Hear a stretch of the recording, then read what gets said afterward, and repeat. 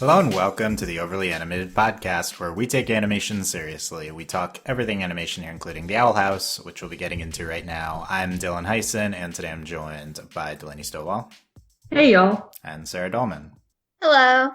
Yes, the Owl House is back, airing on Saturday nights on the Disney Channel and up in the Saturday mornings on Disney Now. We're excited. It's airing weekly, and we'll be checking in occasionally when there are topics to be discussed, such as Lumity this week, and probably the most frequent discussion amongst us moving forward, but we'll see about that. Specifically, we'll be talking about will Lumity be canon, amongst other Lumity topics from episodes 11 and 12 of The Owl House and the trailer that came out. Be talking about all the hype surrounding it. Lumity is the ship between Luz and Amity, the potential relationship, just their dynamic in general. Something I think a lot of us here are focused on with this show. The something that I've been focused on, and now the Owl House fandom is basically talking about nothing else. So I think this is the topic that's on everyone's mind after the season 1B trailer we got, and after this episode 12, Adventures in the Elements, which did air several months ago in Turkey. So we have seen this episode. Gotta love the Turkish. Yeah, no, legit at Disney airing. They aired it for some reason, but we finally got this episode. We knew how much Luz and Amity material there was in there, and now it is on the official record moving forward. So we'll talk about these two episodes. We'll talk about the trailer, what we're anticipating from the rest of the season. So, and in general, overlyanimated.com. We've had some past Owl House podcasts you can search for there on your podcast app, or YouTube is youtube.com/overlyanimated. So before we dive into all the Lumity, though, in general, let's check in on Owl House. We've had 2 episodes since our last podcast on 10 and previous episodes. So what do you think of the 2 episodes that have aired? Where do you think the show is right now in season 1? And yeah, just how are you liking it, Delaney? So watching episodes 11 and 12 for me was really like, man, I miss this show. It really hasn't been that long in comparison to like other shows we've covered, Steven Universe, but that's done forever now.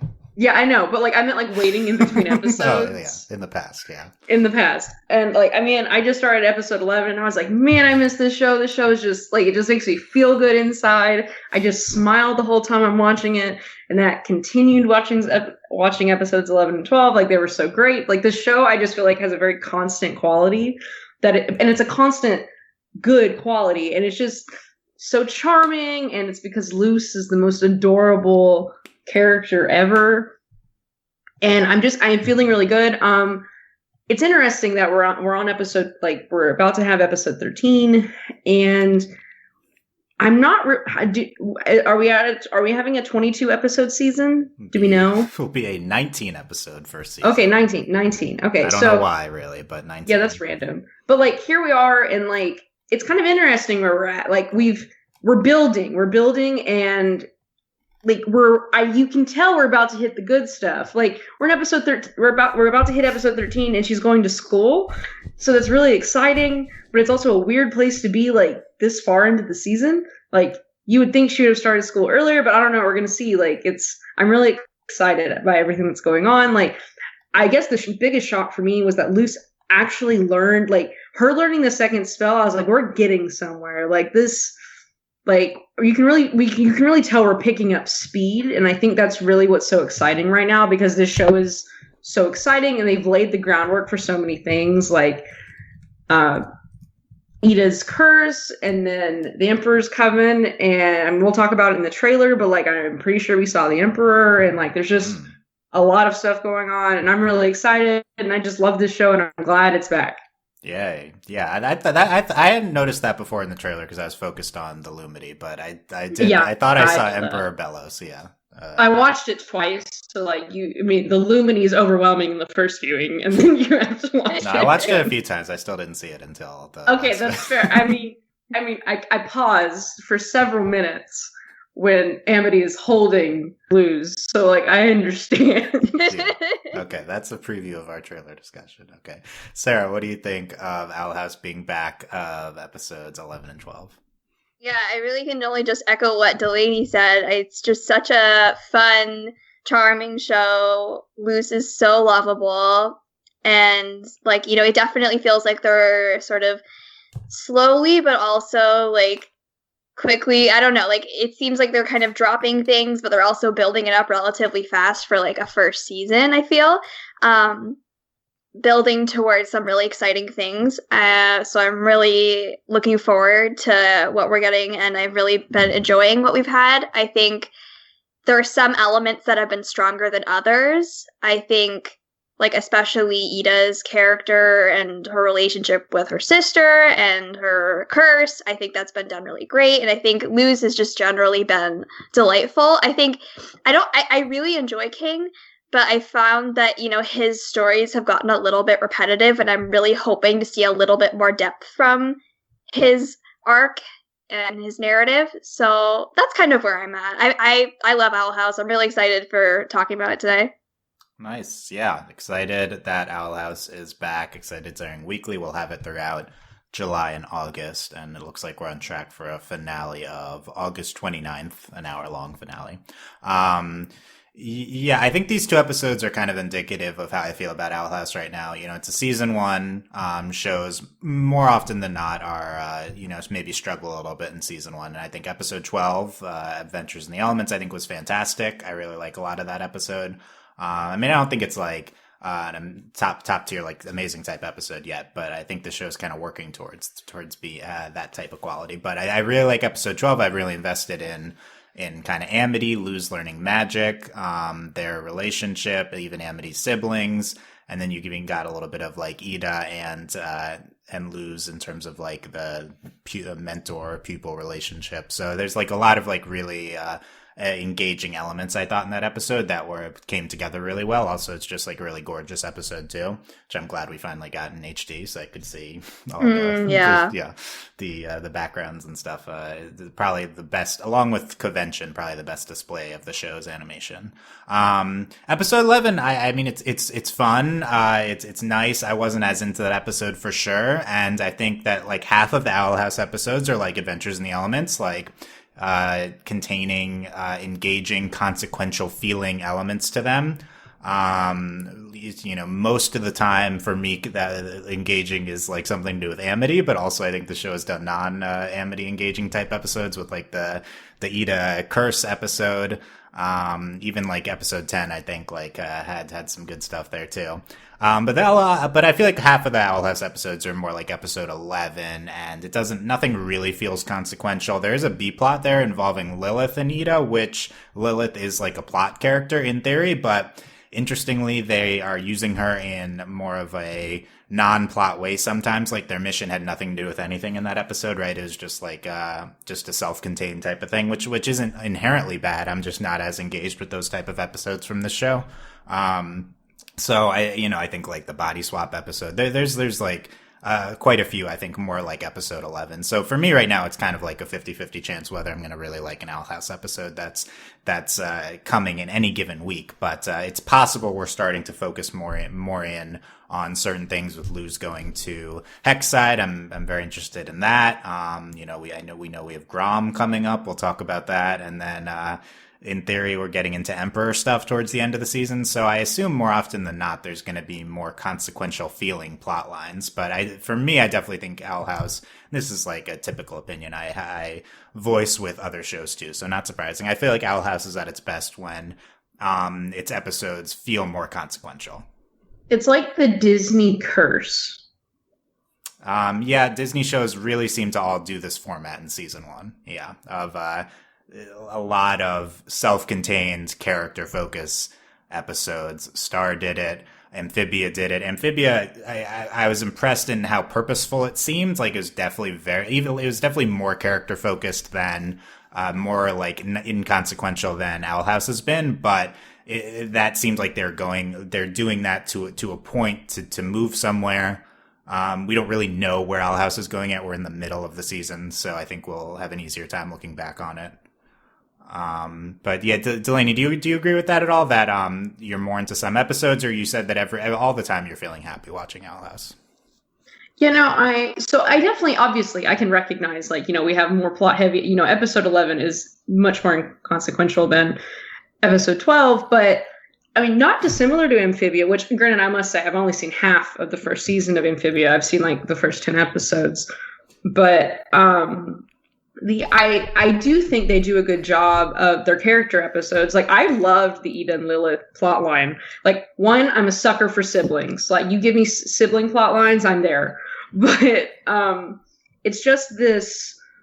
I think I think Owl House is just such a pleasant show to watch. Full stop. Period.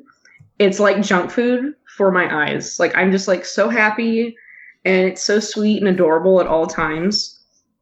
And I think that's like, I think they've done a really good job of just immersing you. And also, it's interesting because the character moments, it's interactions between the characters. Like, King is slowly learning empathy. Like, is that King's plotline? Is that what's maybe happening? I don't know, but like that's what we're talking about. It's interesting because you love Ida and King from like the first moment you see them, but like they're sketchy, like they're super sketchy characters. But then slowly it's them like becoming a family and like learning to, maybe, I don't want to say good people because they are good people, but like they also do super sketchy things that like if we didn't live in this witch world, it would totally not be okay to do. So like I think it's an interesting balance they're striking with having to like kind of not explain away, but like, you have to get a little bit more in the universe. Yeah. And then also these plot heavy episodes, plot, quote unquote. So like I think it's like Luz's journey with these characters and then Luz's own journey. So like it's interesting how everything's coming together. I will say I have enjoyed like that. I think that's the reason why I love Owl House so much, is I have enjoyed every single episode of the Owl House. Like I can't think like, episode 11 wasn't like, like standout, breakout, amazing, but like I have enjoyed every single episode. And I think there's just, every episode has just that little something that just, again, some of these episodes aren't like incredible, but like they all have something that's like, man, this is just really good. And I think a lot of it just has to do with like the production value of Owl House. And then also just Luz herself. Like these characters are so compelling. Yeah, I agree that there's always like some like engaging parts of Owl House. I mean, for me, the big thing is even in an episode 11, there's still like these kind of fandom type references, like Lou's talking about shipping. Like, yeah, so that's kind of a constant. We got that in the pilot, and it's like, oh, is that what the show is? Yeah, kind of. There's always talk like that of fan fiction and shipping and stuff like that throughout. So I think there's always like kind of fun stuff. And we mentioned King. I think episodes 11 and 12 kind of a good contrast on King for me. I think King in a B plot is really fun. Episode 12 is a King B plot. I think it's fun. I think like he can easily anchor a B plot. He's a good character. I mean, I'm not as into these like comedic focused sort of B plots, but King is like the perfect character for those ones. But then in 11, I think King's part of the A plot, and I feel like that doesn't land as much for me. I mean, in 10, I think King had a great B plot too there. So I don't know. I'm kind of noticing that with King, but I do think he's good. It's just, for whatever reason. Yeah, I mean, probably because we're not doing anything specific plot wise with him yet, or character. We don't really know where we're going with King. I think we've speculated before, like, oh, are we going to do the from the twist from episode 1? It's like you think he's the king of demons. No, it's just a pretend thing. Are we going to go back on that twist and then he really is a king of demons or something? Like maybe we're going somewhere consequential with King, but for now he's definitely a comic relief focused character. Sarah, any other thoughts on that? And then kind of want to start getting into episode 12. Yeah, I mean, I agree about episode 11. I kind of mix them up in my head of the order because I watched 12 before 11 because it came out first. People thought that was 11, but we're calling it 12. So like the one that was served King was in the A plot with the writing and all of that. I definitely found that I preferred the B plot in that story with Ida and Lilith. Like I thought, like even though there wasn't anything really consequential, I think the moments between them are really genuine, and it really displays like a different angle of the relationship, not just like, Lilith trying to get Ida for the coven, but like them just kind of bonding and like genuinely caring about each other. Like it was just really nice to watch. Like it's just enjoyable. And I think that, yes, King learning empathy was something I think, may be important in that episode to bring him forward to maybe a different place with his story, but it definitely wasn't quite as compelling. And I mean, in 12, he, with the stuffed toy minions, it was fun, but it also like feels a little bit like less on that front, like with the sort of building empathy, because he was just trying to control them, and then he ended up needing Hootie to just destroy them all. So like it didn't really feel that like consequential character wise, and like potentially slightly backwards. I don't know. That was sort of my interpretation.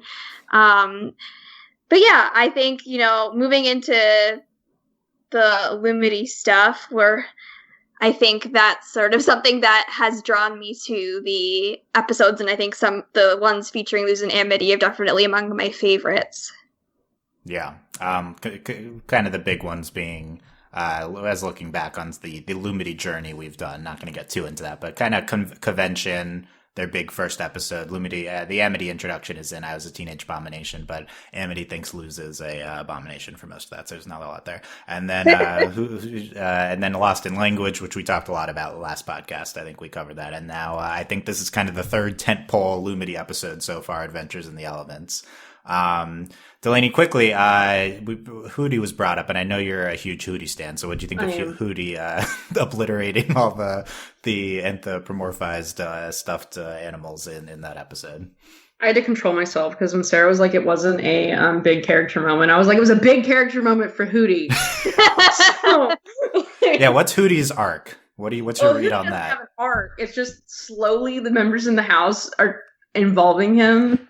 He's not getting less annoying. They're just talking to him more. Like, Hootie's still Hootie. I mean, to me, that was like the big deal with like that episode. I think what's so funny about the King episodes is just that, or plot lines, I should say, is that it's going to go wrong, but you never know quite how it's going to go wrong. So you were like, yeah, the stuffed animals are going to turn on him, but no one was prepared for Hootie to rip them all up, right? No one, raise your hand. No one was prepared for that. So like, I think that's really like, I think the reason why it's so funny is because like they continuously because the show is like, it's like kid horror, and you're like, why am I watching it? But I do think like Hootie is a meme in the show, which I think they did a really good job of being like, yeah, the house is an owl and he's super irritating. But then they also do things like, hey, Hootie, I need your help. And like Hootie and King are like, we've had a moment. And then King's like, okay, it's over, bye. Like I thought that was done really well. Like I think they do a good job of like teasing Hootie. Yeah, well, Hootie is definitely the Jerry of the show, the character that everyone hates. That's a classic comedic archetype of recent types of these shows. Well, it works really well, like Jerry, because Hootie is terrible. Yeah, well, I like when it's a person, I'm like, this is mean-spirited. I'm actually not the biggest fan of this archetype. But when it's Hootie, it's like, this is just a Hootie. So, like, whatever that is. It's Jerry from Parks and Rec. I wasn't sure from Parks and Rec. Parks and Rec. No, because like Hootie is so annoying.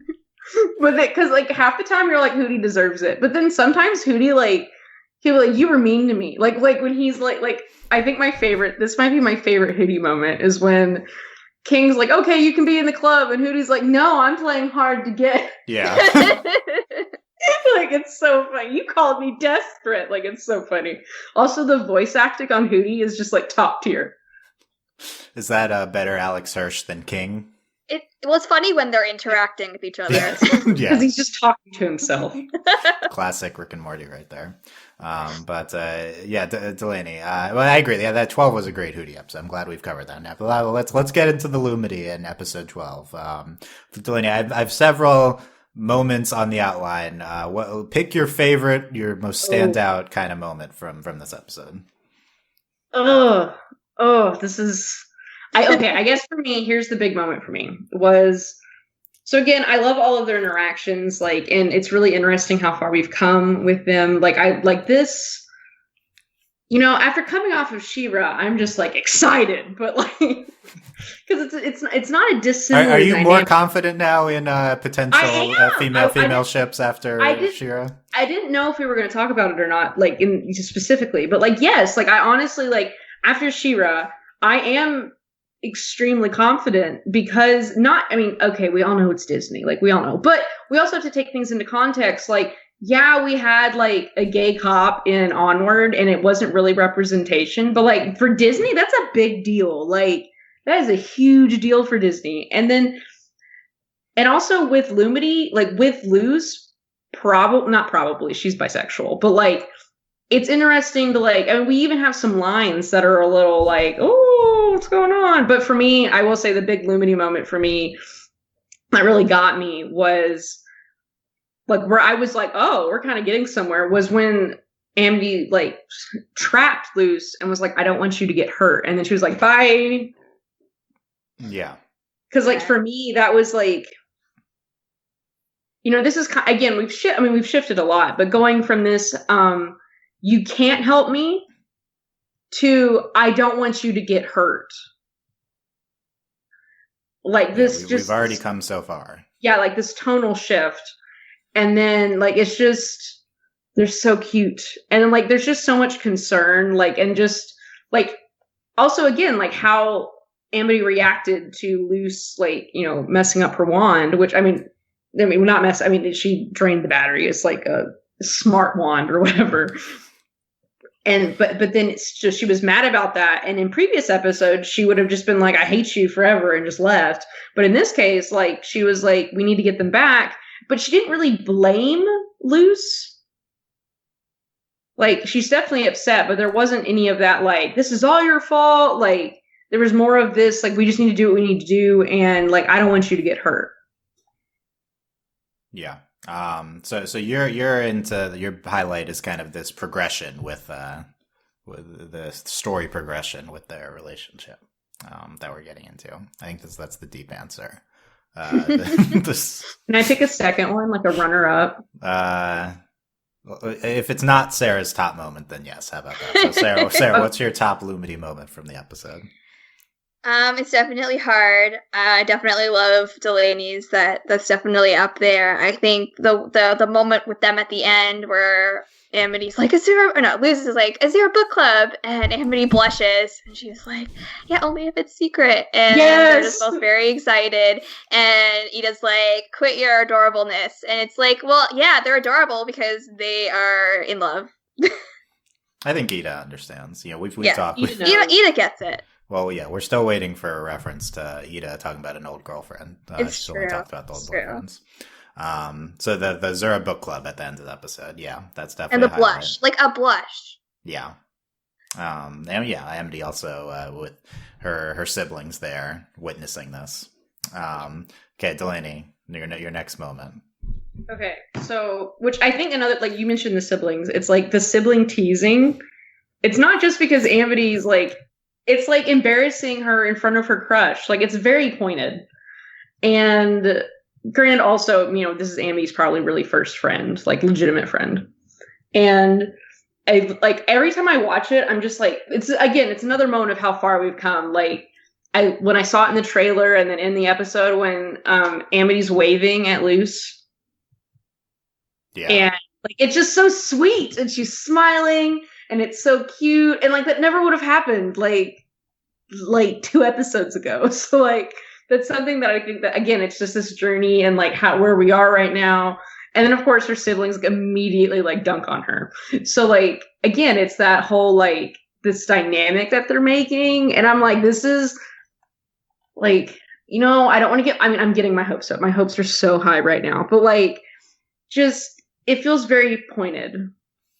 Yeah, I think so. And Amity's I was trying to find this while you were talking. Bosha, Amity has a friend, but they're kind of like the cliquey, the type. Yeah, I'm not so much sure if she's like, especially since we haven't seen them in a bit. So it's like, yeah, where are we? Yeah, I mean the evidence I have that they're not like super close or she's not super close to their friends is that sleepover with in Hootie's Moving Castle, I think is what the episode was called, where Amity was at the summoning sleepover.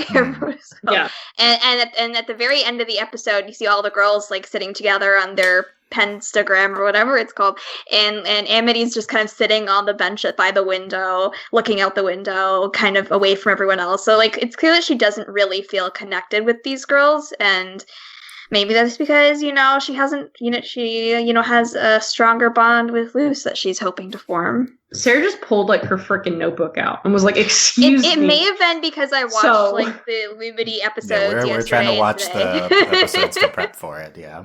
Well, I think I'm gonna need to I'm gonna have to make my fiance she's seen some of the episodes and we're gonna marathon. Just get ready. You gotta do the marathon, or you could do the Lumity marathon, which is only half of the episodes. That's true. Yeah.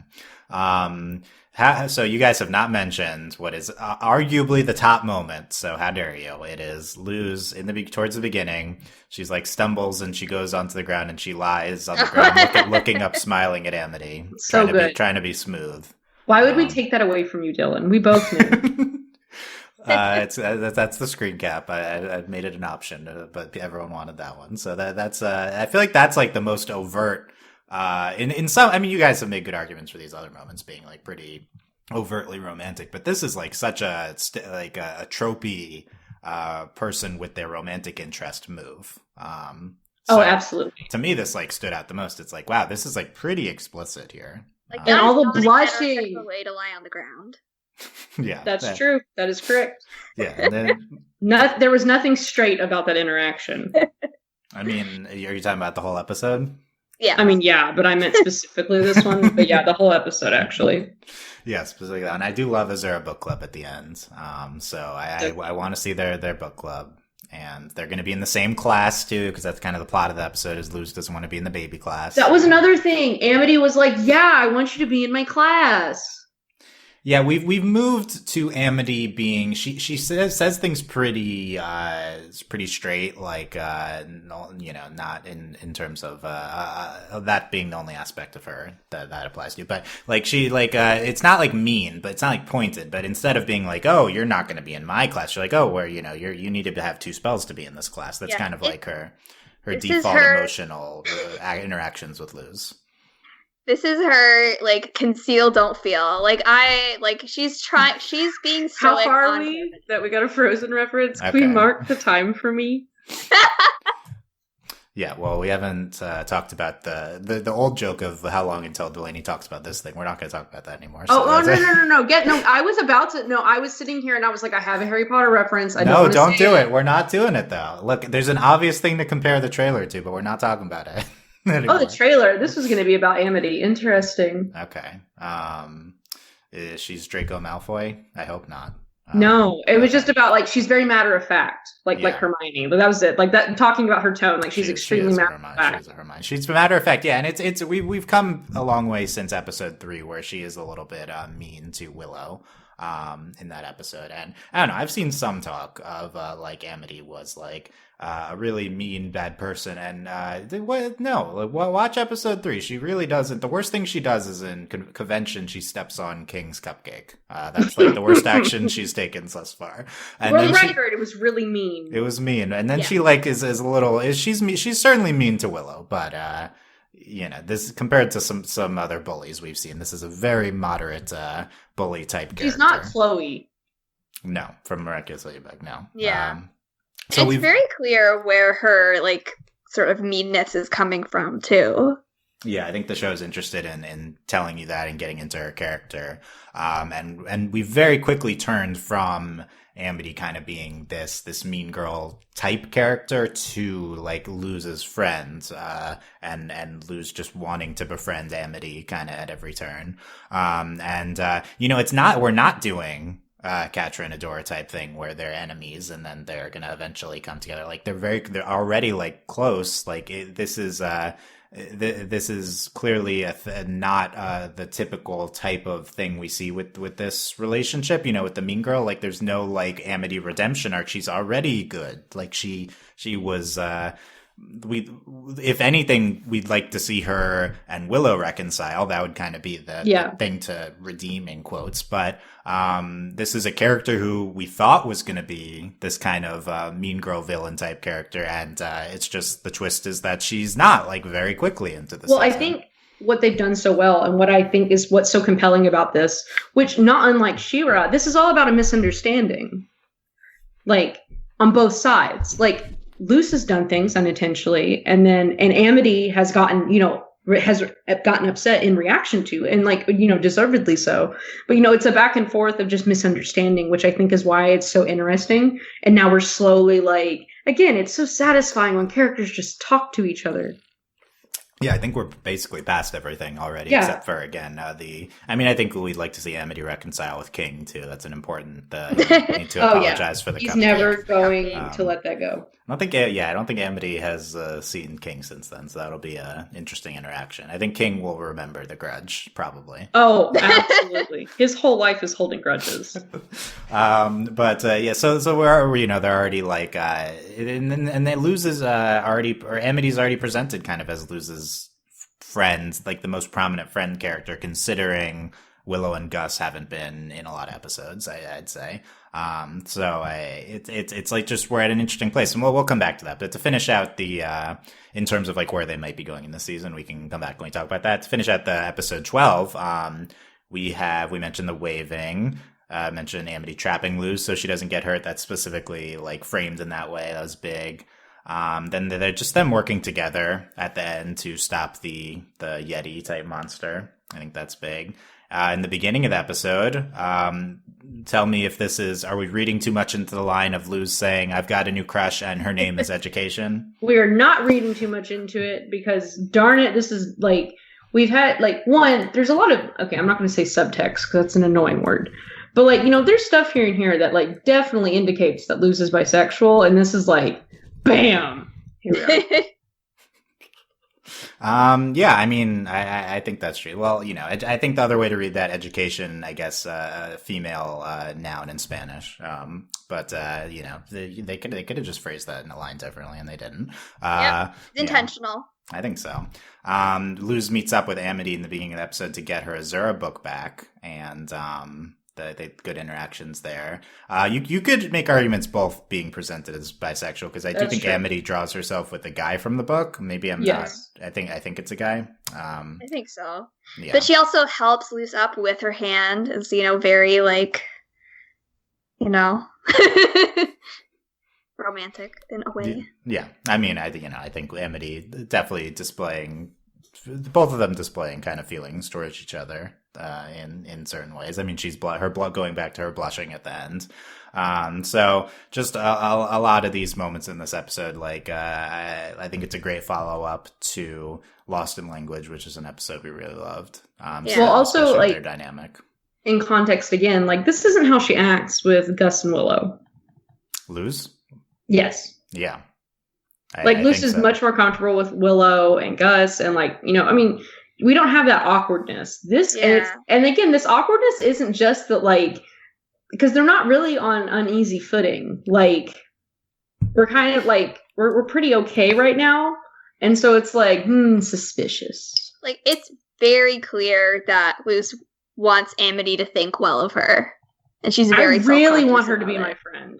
Right. I mean, that is, like, the big thing with Luz's attitude towards Amity, is that she really wants to befriend her. And so the next question is, like, what's the next thing? What's behind that? Does thought one can have, just for reference. Is that how that works? Okay. Yeah. I really want to be her friend. So do you think Luz is aware of that, or do you think that she's just like, oh, friends? Yeah, that's all. See, that's the interesting thing that I'm waiting to see. Like, I definitely, like, Luz is a very self-aware character.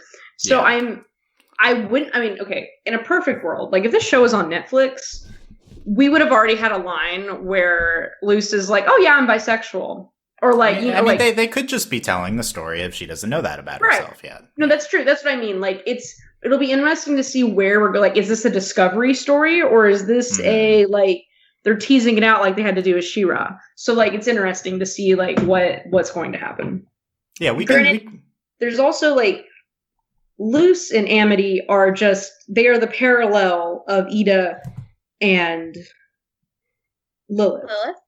So it's interesting, like, it'll be I interesting. do think they're paralleling them a little So bit. they're paralleling them hard, and it's interesting to like, I don't like, this whole sisterly comparing to like perhaps just best friends, but like, again, like we'll have to see what, like, how, like, because the thing is they're paralleling them, but I think like Ida and Lilith are going to learn from Luz and Amity. So it'll be interesting to see like how this plays out. Yeah, I mean, I think especially in Convention, which is Amity is presented as Lilith's pupil in that episode, which I don't think has been really followed up on. But yeah, they're kind of they just hang out with Ida. Yeah, we haven't really seen Lilith in that content. Lilith in Convention, Lilith kind of presented as the Emperor's top like security person. So I think that'll be interesting as we talk about starting to meet the Emperor. But this thought of like, where are we going with this? What type of arc are we on with Luz and Amity? So I think it's in line with like where we're going this season. So I think that we have the trailer as a big indicator of where we might be going, and everyone is talking about Grom. The Grom. Grom is I don't really know what it stands for, what the G is in Grom. It's just the prom at Hexside. We know it's called Grom both because there's the episode title for the episode 16, Enchanting Grom Fright. And then apparently people knew this already from a long time ago because there's a poster in the hallway in one scene, like in an earlier episode. So that's a good catch. But we're getting the Princess Prom equivalent with Luz and Amity, and that's kind of the big thing everyone's been talking about from the trailers. School dance. We love the school dances, and there we see them. The main thing I think in the trailer is them meeting up in the hallway, maybe outside of the dance. Yes. Yeah. And they're like gazing into each other's eyes. Amity is smiling at Luz, and her hands are on Luz's shoulders, walking up towards her, and it is the screenshot of that is the lock screen on my phone, and every time I look at it, I want to cry. Amazing. This is if you want to find the trailer, it's on the Disney Channel YouTube. I'll give timestamps from that. At 1:36 is this shot Sarah's talking about. Yeah, I'm like really close to having to unfollow Dana because she's going to make me crazy. Well, yeah, we'll get into what Dana's talking about. And I don't mean in a bad way. I just mean in like I need to stop. We'll get to that in a second. But just the trailer on its own first. So you've Luz in her suit plus tutu kind of outfit. How do you describe this? What kind of sexual mess is that? Like, what are you doing? It's the embodiments, right? It's the embodiment, and like it's like the way that in Steven Universe, Garnet is the embodiment of a lesbian relationship. Luz is just like, I am super bi. Is she a fusion? For the record, her outfit is on point. Yeah, so that's what we see earlier in the trailer, her trying to pick out or maybe later in pick out what the outfit is. But this is what she's come up with, and Amity has her dress on, and yeah, she's her hand on her shoulder as Luz is looking at her, and we see in the same scene we see earlier a close up of, and I think Luz is smirking in that one. Yes. Yeah, I'll have to find the timestamps here, but that's kind of the main thing people are talking about. We're getting all the fan art from this, an incredible amount of Lumity Grom fan art. My heart really can't handle all of the quality content that has been put out. Like, it's just so much, and I just want to cry. Same. It's at 58 seconds into the trailer. They're in Luz's room, I think, or somewhere in the Owl House. Amity's there, and Luz is holding up two options. It seems like for her Grom outfit, it's the a black dress, which is similar, I think, to what she's wearing. She adds something to it, and then a bear costume, like a onesie. So she doesn't go with that one. And then, we have that close up. Of note, another big Amity scene is at 1:23 in the trailer. We see little Amity with shadows of presumably her parents, and Amity has brown hair. This is something people have been speculating about because Amity has kind of a tuft of brown hair on her head amongst the green. So people have been wondering if brown is her natural hair color.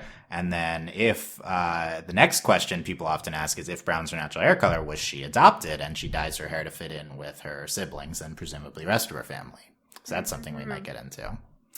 But yeah, Amity, brown hair confirmed. I mean, maybe all of them have brown hair. We don't really know yet, but presume some drama with her appearance. It seems like we'll be getting. I like this better than my idea, but like another thought would be some sort of weird witch puberty where her hair turns green and she just isn't done yet. Who knows? Very Muberty-esque. Yes, yeah. Like, I don't know. They're witches. I don't know. That seemed plausible.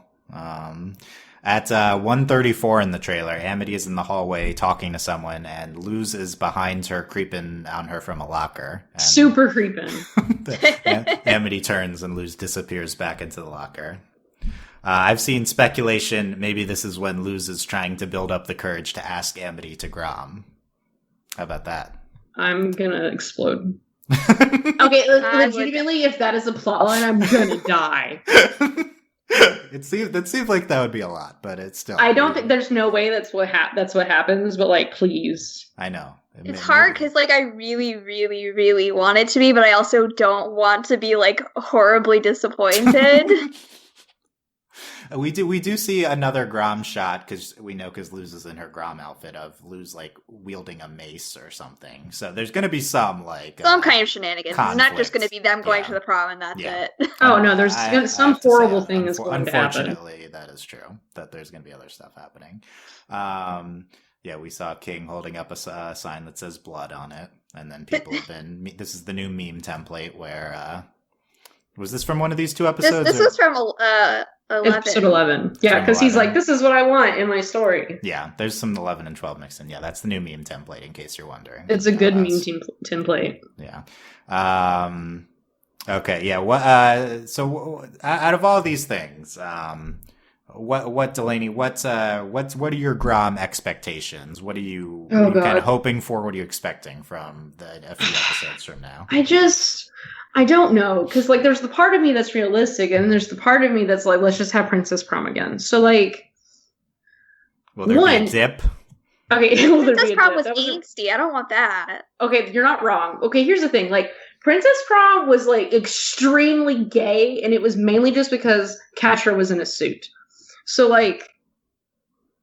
And also Shiro's just Luz kind of in a suit. Yeah, exactly. Luz is kind of okay. I'm already satisfied. Just based on whatever context. You could argue it's similarly gay already to Princess Prom from what we've seen from the just trailer. From the screen, just from them, like just from Amity, like with her hands on Luz's shoulder, like they're like, what the heck are y'all doing? And so like it'll be interesting to see like. Also, like, she hasn't even been to class yet. Why are we having a dance? But it's fine. Like, we'll get her arriving at school first. Next week's episode is the first day. Yeah. Oh, okay. Wait, when's Grom? I thought Grom was this week. No, that's not next week. It's 16. And August 15th. Mark your calendars for Grom. Oh my 15th. God, I have to wait. You have to wait, yeah. Oh, okay. God. Anyway, I'm excited. Like this. Well, then in that case. Oh, Grom is like it's not like the preseason finale, but it's definitely later in the season. See, I thought Grom was like this week. Okay, so this completely changes things for Delaney. We're gonna have a build up to Grom. Yeah, I am excited.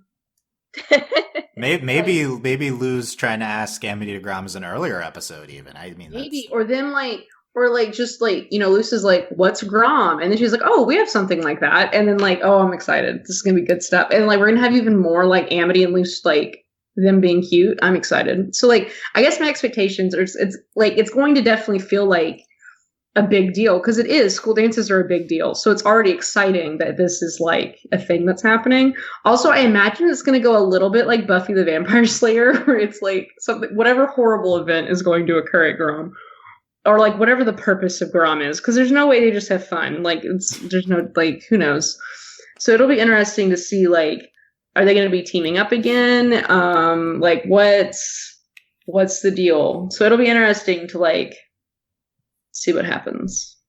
So they have their moment in the hallway. Maybe they dance. Then there's Nonsense. a monster attack. Oh no, They no, no! team up Something to- prevents them from dancing. Like that's Or going to yeah, be it like prevents them. Then that's gonna be the okay, that's a tension. good addition to this fanfic I'm writing right now. Then they Yeah, team yeah. up together to defeat the thing, and then they're like, okay, now can we dance? And then they dance, and then at the end they kiss. Yes, it's not happening, but yes. So That's the episode. boom.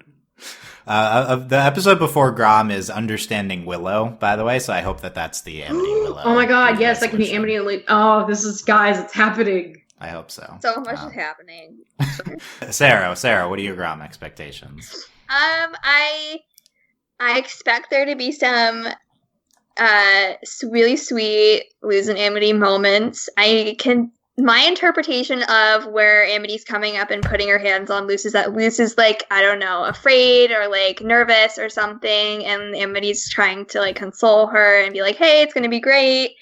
I don't know. Part of me wants to be like, yeah, it's gonna be like just super gay. And then part of me is like, I don't know. Like, what if there's some like guy school classmate that we haven't seen in the trailer, and then that just thwarts all of our dreams. So I don't want to believe that's gonna happen, but like I don't want to. Don't you say put that? that evil? Why'd into you the say world. that? Yeah, don't say that. I mean, one of the things we've talked about this. One of the things with Lumity is there's no male love interest for Luz, right? So let's hopefully not. I just am preparing myself for like disappointment, but it's not what I want. And I think if the odds are better that like we get something really good, then it's going to be really disappointing. Well, the thing is, like, we already got some pretty like shots that have set the fandom ablaze. So will there be like more? Like, this could be it, right? Will there be something even bigger than what we've seen? Right, because we only Also, see like 90 seconds. Disney made this trailer. Yeah. So, like, you have to think, like, one, they've already made, like, the two male characters that we've seen are, like, extremely unavailable. Like, Gus is a child, and then whatever his name is, Bartholomew, whatever. Who? The mean boy.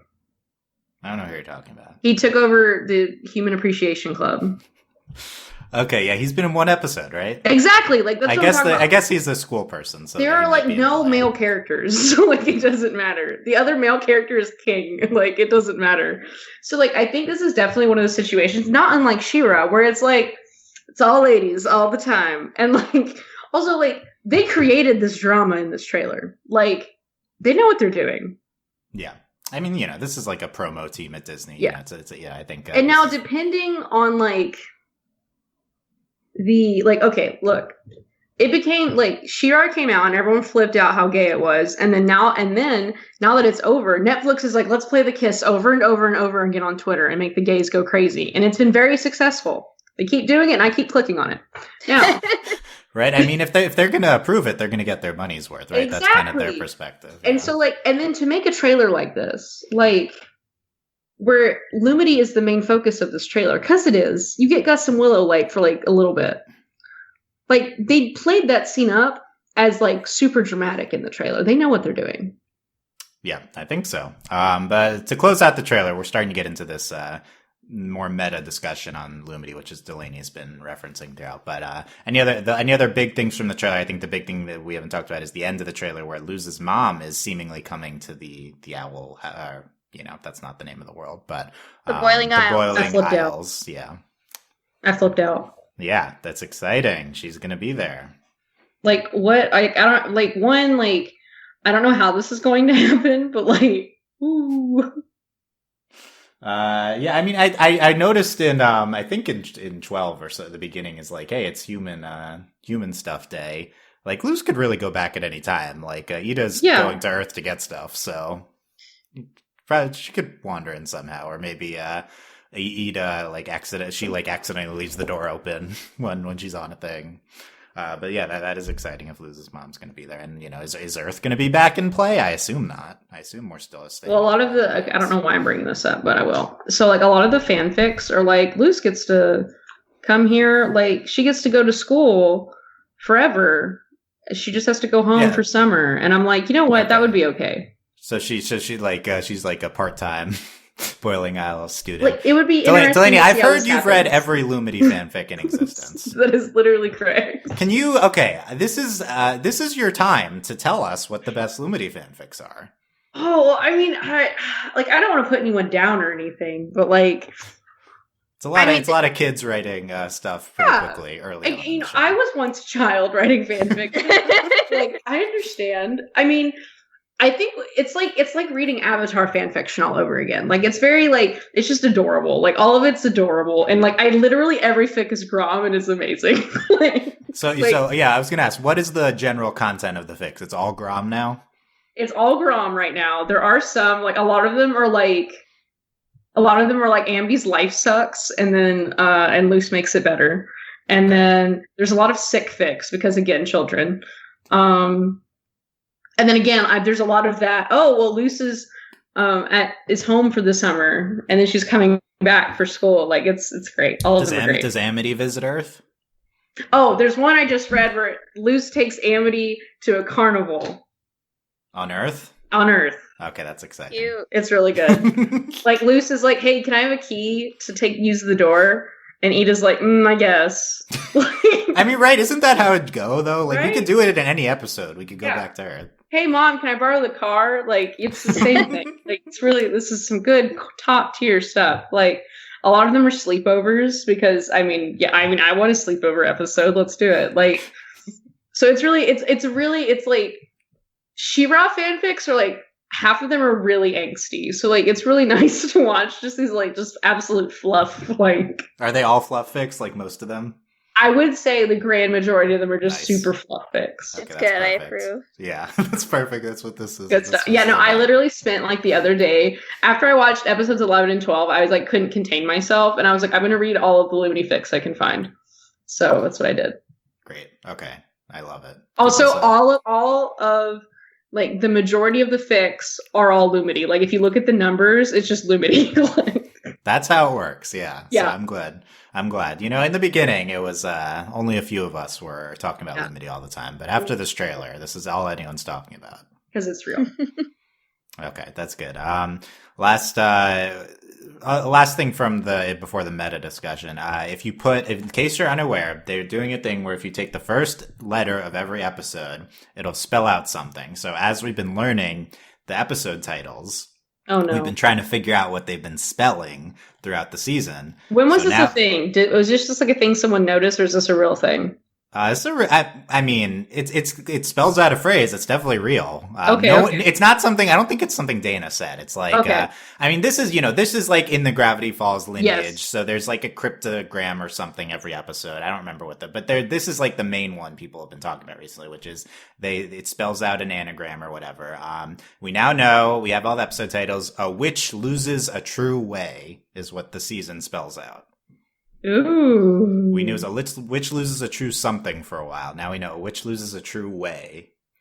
So, Interesting. who's the witch? Is it Luz? Is it Ida? You know, Is it Amity? Is it Yeah, Amity? no, that's a very quiet. what's their true way? So We'll Amity Amity's, or maybe it could be Luce. I don't know. I'm just dramatic.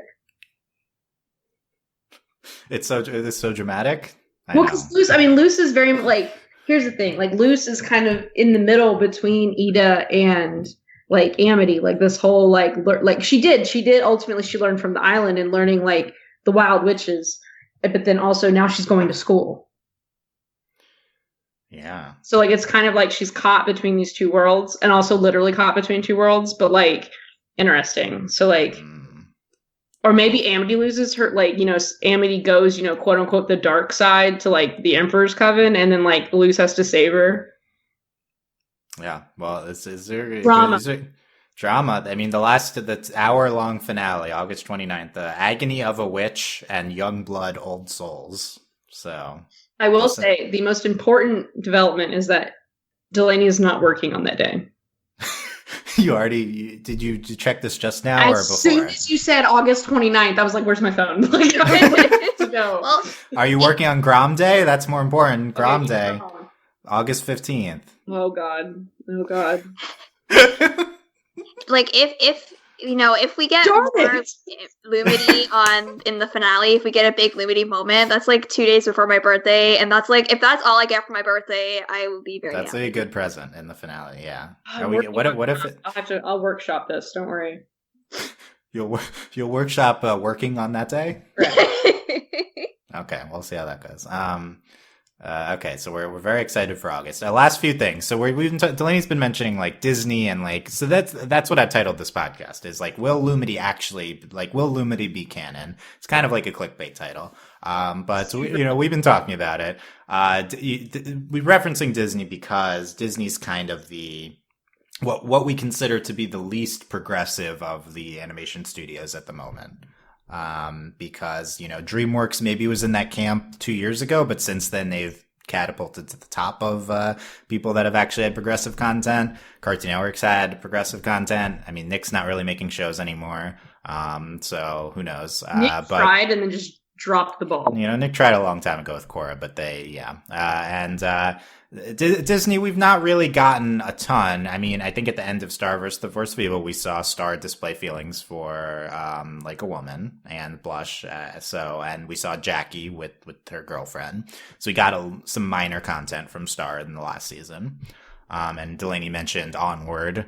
I would say Disney TV animation is not going to be, my argument would be, this isn't Marvel, this isn't Star Wars. Those are highly reviled, like, in terms of not showing progressive enough content. Like, those are, like, where Disney's making their money. Like, they're gonna, like, care more about that if they think this is some financial burden for them, which is stupid. It's actually just bigotry. They're gonna care about those big, like, franchises. I don't like The Owl House. This is already a show that, whatever Million Moms is boycotting, like, just because it's demonic, like, so yeah. we're already past it. Like, I don't think they really care that much about their TV animation shows, so that would be the argument against that. But it is a good consideration that this is Disney, this is the people we have the least confidence in.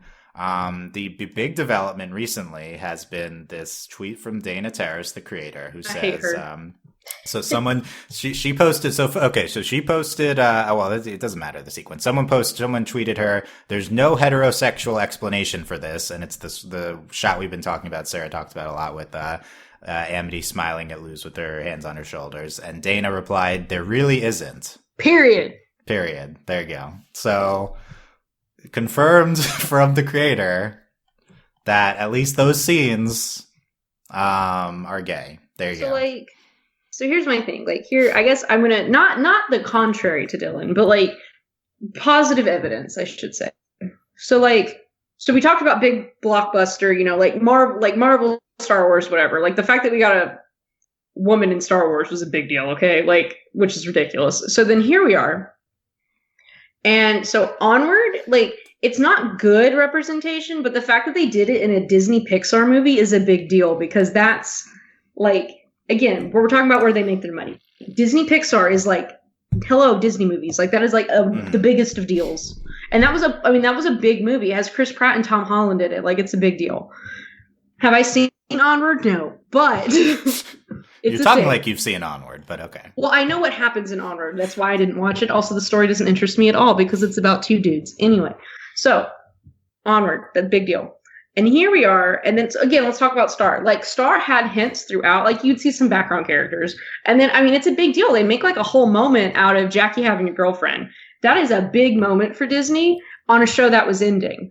And so, and I kind of liken this to DreamWorks. We had Voltron where they just, dropped the ball, but they did it. Like, they did it. They had an explicit gay ending. On it's a big moment. It was a big deal for Voltron. Like, what, were we happy with it? No, but it was a thing that happened. They had an explicit male romance. It was a really big deal. They got married. Like, hello, like, giant deal. And then DreamWorks comes back with She-Ra, the gayest show that has ever existed. Like, what? They had, not to mention Kipo. Another one, Kipo. Like, hello, they literally had a character go, I'm gay. Like, that's a big deal. Like, okay, yeah, She-Ra, okay, they made out, whatever. But like, so we saw how DreamWorks kind of built on their smaller steps. So maybe Disney's doing that. And so like, I really think, like, I mean, this is like, we are seeing really good signs, and like, also like, I think, and again, we have to take into context creators. Like, we're talking about these are queer creators creating queer content, and like it's happening. Like, Noelle, the creator of She-Ra, has spoken at length about, she wasn't sure what she was going to be able to get away with until finally around the middle of She-Ra, she was like, I'm just going to do it, and they have to deal with it. And she did it, and it worked. And so it's one of those, like, especially this, a witch loses her way. One, there's like 8 witches, who knows? But like, we're talking about like, so we met Gus and Willow, and we're like, oh, this is just going to be a fun trio series. And then they're like, boom, here's Amity. And Amity is really becoming a central focus of the show. Like, this is a very important relationship to Luz. And so this is not too dissimilar to the way Noelle was like, okay, it's about Cachadora. And so, if you tie it into the plot, like, what are you going to do about it? So it'll be interesting to see how this progresses. Yeah, I think it's a good comparison in terms of tying it into the plot. I think we saw that in episode 12, where the plot is, Luz learning magic, Amity, and their relationship is a central focus of that. Kind of like this big difference is you talked about how like Noelle didn't even know if she could do it until towards the end of the run of She-Ra. We're in season 1, we're in episode 12, and we're already having like this pretty big development. Is there a chance that they're going to get together this season? And like, we're talking about like, okay, Korra ended in what, 2012? Korra, it happens at the end. It always happens at the end of the show. It happens at the end. And here we are. And like, we have to think like, it's 2020. Like, I don't want to say we're at the peak, because we're not. It's going to get better. But like, we're at this point now where we're getting results. Yeah, we are past the point of this being a, like there can be no queer characters. We're past the point where like Steven Universe has like broken the barrier on this. Yeah, like, we are past that point. You're going to have queer characters now. Whether you're going to have explicit queer romance be the center of your show, or that the queer characters are your main character, She-Ra did that. Steven Universe did that. Like, these are focuses. These are important characters, and so it's not unreasonable to expect this. And it's Disney's turn. And I think things like Star, again, I do agree with Dylan that Disney doesn't care about their animation. It was shocking to me. So I can't watch Owl House live. Like, I own the episodes. Like, I like pay for them. But live is, they put them up early online. Right. So it's not even live. But you said, it airs at like what, prime time? It airs at like, that's a big deal. Like, it's season 1. It's been on hiatus for a little bit, but like, the fact that this show is airing at prime time is a big deal. And like, and I'm not saying that to like discourage like what's going to happen, but like, I was shocked by that. I didn't realize the show was airing at prime time. I just thought this was a new Disney show. They were just going to figure out what's going on. But if this is airing at prime time, like, it's interesting to see, like, because they've ping pong shows around. Like, they've ping pong shows we've covered in the past. So, if they keep airing Owl House at prime time, like, they have confidence in it, and it'll be interesting to see, like... Yeah, it's one of their tentpole animation shows at the moment on the Disney Channel. 2v4 is because they have none.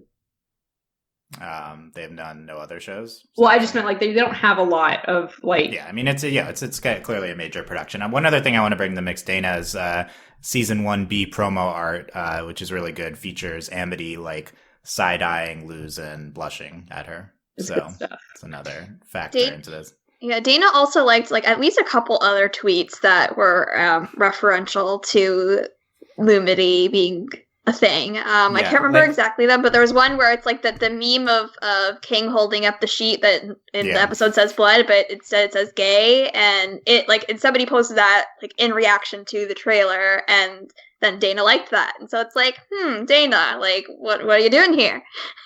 Yeah, the public comment on it is something we haven't really seen before. I don't think Noelle really commented until the end. So now Noelle has come out and been like. Now she talks about it a lot, and she's talked about how she was afraid of it not being able to happen. So the fact that Dana is kind of like confirming this in a public setting, liking things is already a big deal because people go through people's likes all the time, which is it's a reality of our modern world. And but she commented on it. So to me, that tells me that there's not that same level of fear about whether she'll be able to do it later in the show. Does that mean that it's already in motions and will be happening soon? Because I would say, because on the flip side of that, what if she's like, it didn't happen, but I agree. I feel like she would there'd be at least a rant somewhere. Right. The other side is like, okay, no, it's not actually going to, like, that's like the subtext, but it's never going to be a real thing. But that is the intended the intended interpretation. But then, this is like, is this queer baiting? Like she like probably wouldn't say that. Like that Right. would be not the right thing I to say. do really want to have faith in Dana. As like she also is a queer woman, so like it matters to her. Yeah, I mean, just this is just a very shocking tweet in terms of creators commenting on things. We've really never seen this before. So, Yeah, this is like, I mean, because to come from Noelle, like, blessing all of us now that She-Ra has ended, to now, like, Dana actively tweeting during Owl House. Like, this is, I mean, especially, like, this was a big moment for the fandom, and then she actively was like, yeah. And we're like, wait a minute. Yeah, she was there with us. Yeah, she and I mean, like, we're kind of dissecting it. Like, probably she's just excited that people are reacting like this to the trailer, Yeah. So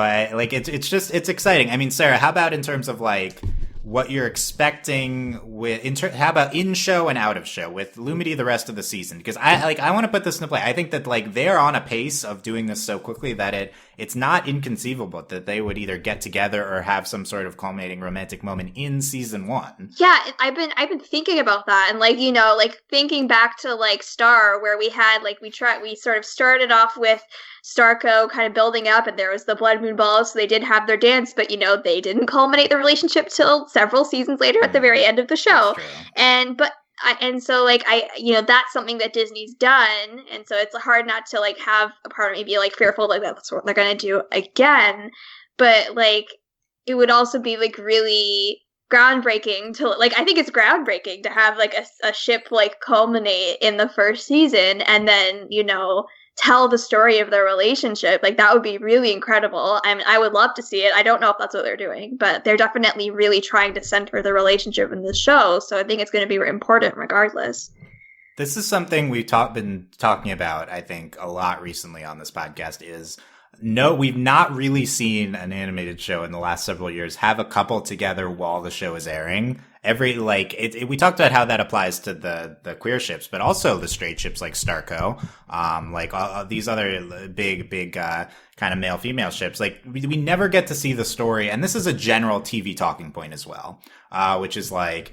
The will they, won't they is the exciting part. Once they're in a relationship, it's boring. That's what you hear. And then in the past, 10 years, you started to hear like, oh, we want to subvert that. We want to actually tell the story of them in a relationship on the show. That kind of and there's been, I mean, for the most part in live action, it's still there's still mostly don't put couples together during the show, but sometimes it happens. I think Parks and Rec would be an example when they're together during the show. True. But so they've gotten there. They've, Good Place, right? Like, I mean, like there's, we've seen kind of like them together during the show in live action. It hasn't really made its way to animation yet. We haven't really seen couples together during the show, gay or straight ships or whatever. Like, we haven't seen that happen. And so, like, in general, we're really clamoring for the story of a relationship told during the show. Lumity is in the perfect position to do that. We've seen the most romantic progression in a single season since probably Starco in the season 1. Cause you're right, Sarah, like that's a good comparison with Blood Moon Ball. And then they chose to go the route of Starco, which annoys a lot of people if they like draw it out, a lot of drama. But that's like a more like remote relationship drama centered show, which you don't get the sense that is Owl House. Well, I think, so I don't know if it innately makes sense to go the Starco route with that.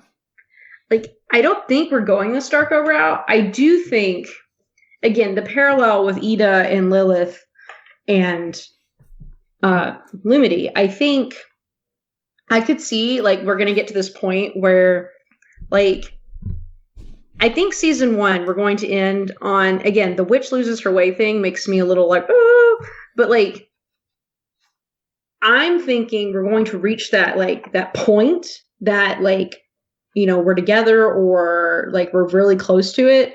And then that split that happened with Lilith and Ida, but then we're going to work back to it. So I think it'll be interesting, like, again, this is just my prediction. Like, I mean, the parallel is so strong. Like, we're dealing with opposing forces. We're dealing with two ideologies.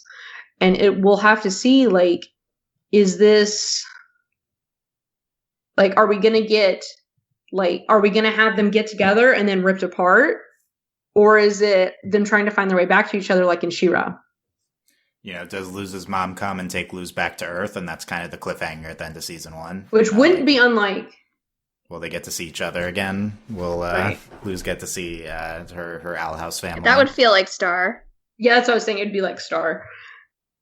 So yeah, I mean, some it'll be similarities interesting. With dimensions and stuff. Yeah. I mean, there's definitely we have several options, and I don't think any of the options really exclude them getting together. I definitely feel like it's happening. They are really it's hard. I mean, honestly, I didn't know about the title thing, and that kind of changes things for me. That we're going to end on a cliffhanger. You're reading a lot into it. I am reading a lot into it, but it'll be interesting to see. Are we going? One of them could just get lost. Who knows? But it'll be interesting. Are we ending the season on a cliffhanger? Are we confirmed for a second season? Yes, we will have a second season. Beyond that, we don't know. Okay, beyond that, we don't know. Oh yeah, we're ending on a cliffhanger. Rip, guys. Rip. Yeah, I mean, I'm you'd expect something dramatic to happen in the finale, they'll bring the Emperor into it. My number one thing with Lumity is I'm loving it on the show right now. I'm loving how it's seeded in early into the show, which I haven't really seen before from a female ship. I really want them to be together while the show is airing. It's just story ground we haven't covered it's very much almost ever in animation, and I'm gonna be happy just seeing them in Grom, but this is the absolute number one thing I want is I really want them to get together end of the season or soon after. It's the opposite of She-Ra. So She-Ra, they're together, fall apart. And then here they were, we're talking about the kind of classic bully storyline, and then we flip it on its head. So it'll be, I definitely think there's a chance that this is going to happen, that they will get together by the end. It would make sense. Now, drama, plot drama, off to the side, I do think there's a good chance that this. Yeah, but I think plot drama is probably the way it would happen. Yeah, but the two examples being Catradora and Starco, this isn't either. It's not a thing where they're opposing each other like Catradora. They're already friends. It's not a thing like Starco where it's we're gonna get heavy into kind of will they romantic drama, will they, won't they? It doesn't seem like that's what's happening either. There aren't competitors. Tom was already built in. Yeah, that's a good point. That's part of kind of the romantic drama is you have Tom as a factor, you have other Marco people, as we've talked about, but that's not a factor here either. Yeah, and I feel Yeah, I feel if they, even though I brought up that horrible suggestion, I think that even if there was gonna be some guy coming in, I feel we would have seen him in the trailer, because if he was important, then they would have previewed that. Our biggest competition is fictional boys. It's true. That's true. They've only shown feelings for fictional people. Again, Owl House is structured so interestingly because we have our quote unquote main trio. We have Ida, Luz, and King, but then we also have Luz's school friends. We have Gus and Willow, and then we have Luz and Amity. So we have really interesting dynamics that we haven't really seen before in other shows. In Star, it's just Star and Marco. Yeah, Star and Marco are the center, and it's not really the same way here. Yeah. And it's Star very much follows in the footsteps of Kim Possible, which, by the way, did come back for season 4, and Ron and Kim were together. No one watched it, but I did, and it was great. Oh, I forgot that, but yes, it was great. The one thing that's happened, and that was forever ago, years ago. And so, and it was something that didn't happen until Kim Possible wasn't relevant anymore. It came out a long time after the last movie. So Star follows in that tradition of the two main characters, will they or won't they, and then so we're in this really interesting position because there hasn't really been a setup like Owl House. Yeah, it is, and it's just the show's structure in general. We've talked about how there's a lot of disparate parts that are probably moving together. We'll start seeing once Luz attends which school, if that's true. Which we're excited for next week. But yeah, we can end on this. Delaney, heart of hearts, your actual prediction. Will Lumity be canon ever in Owl House? Will it be canon this season? In my heart of hearts, because I'm an idiot, Lumity is going to be canon. I am convinced at this point. And I said it earlier this year. I said that 2020 is going to be our year. Actually, I guess it was in 2019, but 2020 is our year, and it's been regardless of world events, 2020 has been our year. Yeah, in what way is 2020 our year? 2020 is our year for the queer. Okay, She-Ra happened. That the Steven happened. Like that's what I'm talking about. Year of the queer. Okay. The Steven stuff happened last year, but Kipo. Kipo, yeah, Kipo's this year. It's true. It already is the biggest year just with Kipo. See, that's what I was talking about. I said that in the Queer Rep Pod, and it has come true. Are you speaking positively of 2020, Delaney? Is that what's happening? This is the only good thing that has happened, okay? The only good thing. Everything else has been terrible. We can have this. Are we going to get a quarantine Owl House episode? Dana has been posting pictures of quarantine. There's definitely Owl House Canon, them with masks and stuff. It's when Edric finally eats the bat. Yeah. Oh yeah, that's true. Edric eating a bat in this episode. Thank you, Disney, not censoring that. We expected them to. They didn't. Sarah, same question. Will Lumity be canon? Will it be canon this season? I think yes, that like in general they will be canon in the show. I think I'm not 100% sold on this season because I don't want my expectations to be so high that like I'm just upset. But I think that like the way that they're setting up their relationship is just so, I don't know, it's so careful and so like setting them up in how they are foils to each other, but also so similar in how they both have these aspirations and both are like wanting to be seen as like a good witch. I think I can't remember if I talked about this in the previous podcast, but like they are striving towards similar things, but they're also very different people, and there's different misunderstandings, but they're growing very carefully to like each other, but also be self-conscious around each other. Like there's so much there that like it's just not possible that there's not romance there in this show. Not possible. That's strong Yep. words. It's not possible that they won't be. I mean, romance in general, I guess you could see some sort of romance. I'm very confident that Lumity will happen at some point. So that's my answer to that. It's hard not to be confident after the Dana tweet, I would say. I think that's the biggest thing. And also just the way it's been built up in the show. I will say it'll be borderline canon this season with kind of a dramatic plot ending, ambiguous type thing for drama purposes. I would say, I don't know if we'll get a kiss, but maybe something close to it. Kiss. I know, we can only hope. It's going to be exciting. We've been slowly convincing people that this is actually happening. People are coming around now. It's happening. It's like when everyone jumped on the Korosami train. Yeah, except it's season 1. That's true. It's great. Molly, speaking of Shira, Molly, who writes on the show, I think not anymore, but she wrote on this season at least, says there are some very good episodes coming up, so I hope that means gay episodes. Yeah.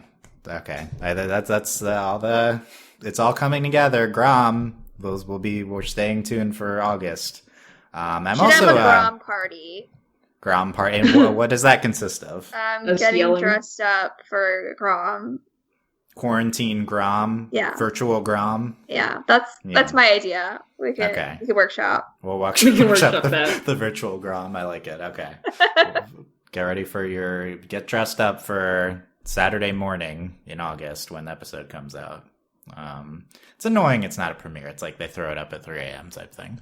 But we'll all be experiencing it. And let us know if you feel similarly about Lumity to us, if you think it will happen. What's your prediction? What's your Grom predictions? What's your Grom excitement level?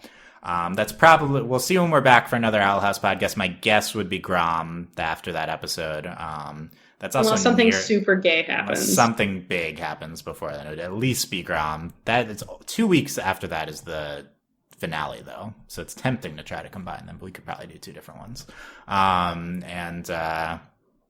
Check out, be subscribed to not miss all these future Owl House podcasts, overlyanimated.com. We have an Owl House feed. Subscribe to that, youtube.com/overlyanimated. Check out all our other stuff at overlyanimated.com as well, including we'll at some point have an Amphibia podcast on this season 2. Amphibia season 2 has been fun so far. Check all that out, overlyanimated.com. Support us via Patreon, patreon.com/overlyanimated. Thanks to our current patrons, especially our patron podcast, Michael, and thanks as always to our patron executive producers, Ryan Seavox, Beatrice, Hugh, Michael, Needle, and Phonician. Get excited. More Owl House coming. We'll be back to talk about it at some point in August. Thanks for listening, guys. We'll see you then. Bye. Bye.